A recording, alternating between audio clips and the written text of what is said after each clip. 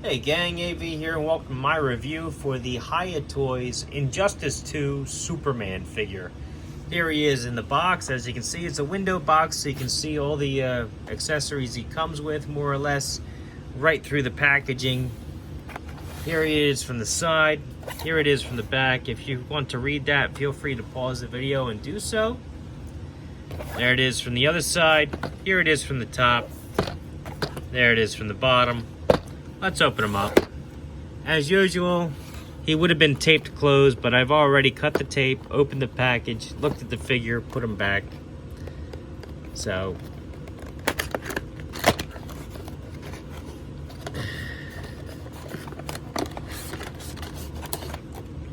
let's take that out. As usual, we'll look at the card that's in the background of the box. It's just a simple card, nothing on the back, and on the front is just a picture of the Daily Planet globe, which is in disarray. Slide that back into the box. That off to the side. Figure comes in a 2-part plastic tray. So we will just remove the top shell to gain access to the figure and his accessories. We'll look at the accessories first. He comes with 2 open hands, which are currently on the figure, and 2 closed fist hands, left and a right. As you can see, they just plug on little ball joint on his wrists. He comes with an alternate head, if I can get it out of here, which has the heat vision eyes painted in. Pretty nice sculpt on this. I would have liked the Superman curl in the front, but you know. He comes with a base with the same standard DC molded detail on it, and these I can never get them out of here. These little H or I shaped tabs. Always have a tough time getting these out of here. There we go. Oh, almost had it. Almost had it. There we go.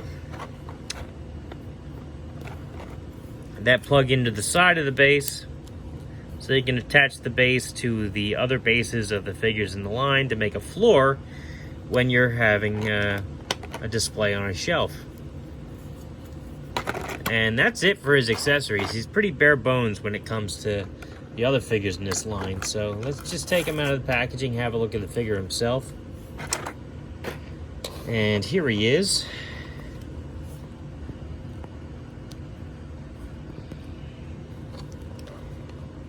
He's well made, well balanced. He can stand perfectly well on his own. He's got good articulation. Let's have a look at his detail.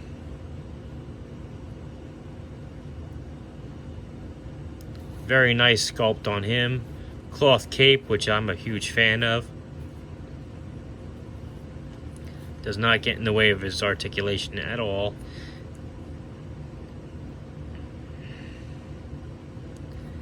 Alright, speaking of which, his head and his neck are 2 separate pieces. So he has articulation at the top of his neck and at the bottom. So you get a really good range of motion there at his head. His arms can do a full 360, but are a little hindered by his shoulder pads. They are rubbery though, as you can see, so you can easily move them out of the way. Personally, I'm not a fan of a Superman with shoulder pads. I am tempted to cut mine off, which would be easy enough. However, his cape is attached to what appears to be the same type of harness. Not exactly the same piece, but it looks like they go together. So I'm a little afraid that if I do remove the shoulder pads, his cape attachments are going to look a little more out of place than they already do. So I haven't bitten the bullet to cut them off yet. But anyhow, they do move out of the way, so they don't hinder the articulation. His arm does a 360. You can also put his arm up about that far. There is nothing at the bicep. His arm can bend just about 90 degrees. Can rotate almost a full 360 circle.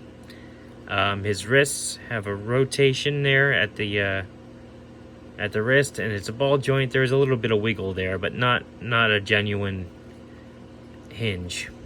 He's got an ab crunch right there underneath his pecs. Gives a decent range of motion there. He also has articulation at his waist, but not much. It's very hindered. It just gives you enough to make him pose believably. You can't do a full 360 or a bend or anything. His hips can go out about that far. Not sure why the right leg is more hindered than the left. I think I got them lined up the same way, but I could be wrong. Oh, no, this one's a little off. But anyway, they go out about that far. He does have a rotation at the top of the thigh, which is a little frozen on mine. I'm not going to force it. As I've said in previous videos, use the hair dryer or hot water. That'll loosen that up, or at least make it pliable enough that when you have to crack it, it won't break. Just make sure you heat it up good. I'm not going to force mine. This one moves freely. The other one I need to work on. His knee is double jointed, so his heel can go back about that far. He can do the can about like that. I forgot to mention that. And his ankles can go back about that far, forward about that far, and pivot about. So he's got great articulation. A lot of posing options for this guy. Very nice sculpt. Very nice paint. I love the cloth cape, because I personally find that sculpted capes kind of limit your posing options. Here he is next to a modern Joe. As you can see, he fits right in. Same scale. Here he is next to a vintage Joe. As you can see, he is slightly taller. A little too tall for him to fit in with the classics. He's a great figure. I'm a big fan of this line. As a comic book fan, I like having comic book characters that I can pose on my shelf. I'm a huge fan of the 1/18th line in general, so I like having as many options as I can when it comes to those figures. I recommend him. He's a great figure. As far as I'm aware, he is not sold out yet, so feel free to order your own. Even though he's part of the first wave, I think he is still available, so he does come highly recommended. This has been AV. If you like this channel, like this video, check out my channel. If you like what you see there, then please subscribe. As always, thanks for watching.